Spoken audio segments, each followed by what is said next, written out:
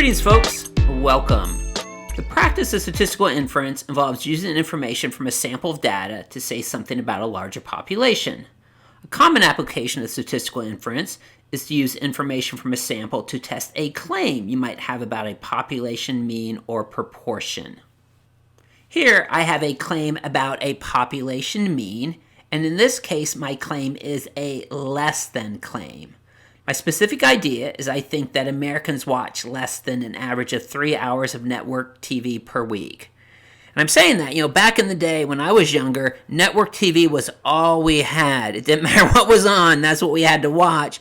So my family growing up probably watched an average of, probably 15, 20 hours of network TV per week. But these days, people watch a lot less, which leads me to my claim that I think that Americans watch less than an average of 3 hours of network TV per week.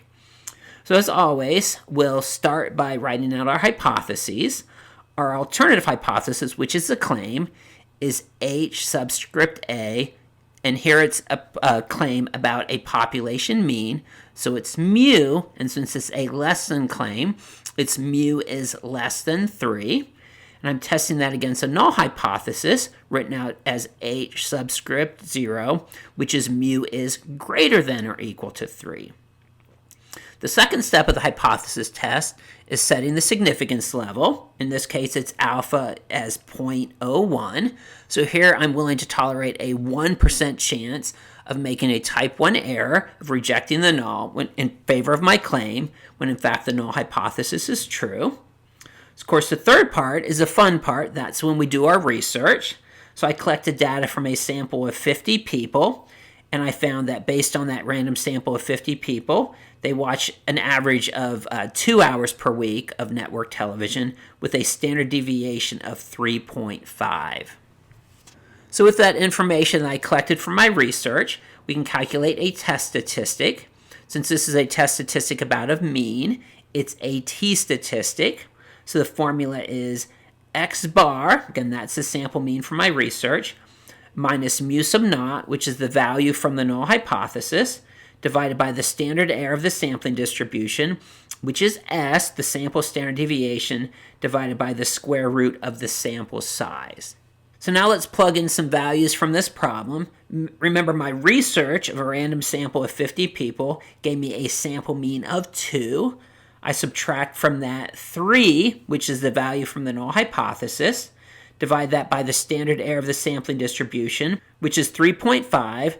That's the sample standard deviation divided by the square root of the sample size, which is 50. So I get a t-statistic of minus 2.02. The reason there's a negative value is, you might remember, this is a less than claim. So now we need to go to the t-distribution table to find the percentage of the distribution that corresponds with a t-value of minus 2.02. Of course, because it's a t-distribution, we need to think about the degrees of freedom. With a sample size of 50, we have 49 degrees of freedom. So now let's look at our t-distribution table. And what you'll notice is they're all positive values. So you see a value like 2.010, you see a value like 2.405, you see a value like 2.680. Again, this is all with 49 degrees of freedom, but we don't see any negative values. What we have to keep in mind is that this t-distribution is symmetric. So everything you see with positive values, you can put in negative signs in front of them, and that would just take you onto the left side of the distribution. So just for fun, I'm going to take all these positive values in the t-distribution table, and just like that, I can make them negative values. So we're still looking at 49 degrees of freedom. And with these negative values in here, you can see that a t-score of minus 2.02 is somewhere between 2.5% and 1% of that bottom tail, or that left tail, again, because now we're looking at negative values in the t-distribution table.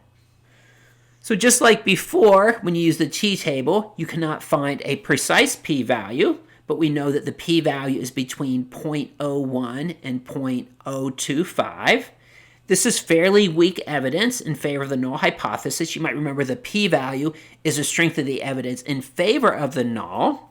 So oftentimes when you have a p-value of 0.01 to 0.025, you'd be able to reject the null because that's fairly weak evidence. But in this particular example, we set a significance level of 0.01, which is a pretty low significance level. Of course, with a significance level of 0.01, we're willing to tolerate a 1% chance of rejecting the null hypothesis when in fact it's true, or making that type 1 error.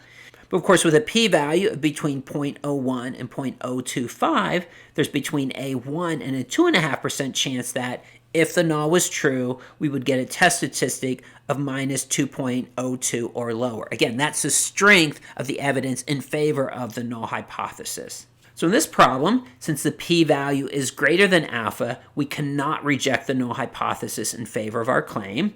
In other words, we cannot say that with 1% significance and based on a sample of 50 people, Americans watch less than an average of 3 hours of network TV per week.